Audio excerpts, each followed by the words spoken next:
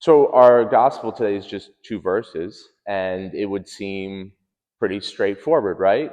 Jesus is, someone calls out to Jesus, essentially like, we thank God for your mother. Like, blessed is the womb that carried you. And that would be a normal compliment to give to someone important in ancient Jewish culture. Harkens back, I think, to David. I think it's a compliment originally given to David.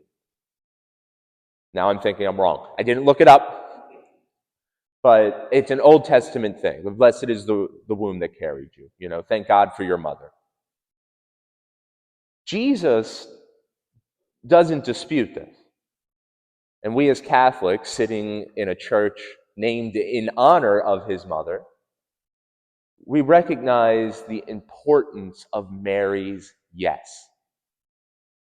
Of Mary saying yes to the will of God, and thus giving participation, giving the ability for God to enter into humanity. Permission, that's the word, not participation. Jesus points to something even higher.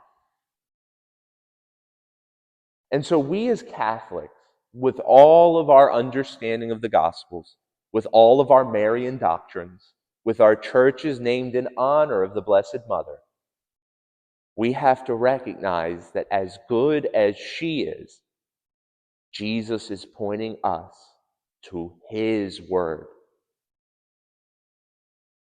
That it is that he values those who follow his teaching, those who hear the word of God and observe it. He puts them on the same level as his own mother, who bore him. And Jesus recognizes who he is. He talks about it all the time. So he recognizes the goodness of his own mother. He recognizes her sacrifice, and he recognizes her importance, and he's saying, you can be the same. Wow.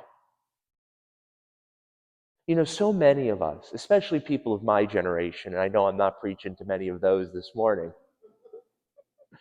but everyone of every generation, in every time, in every century,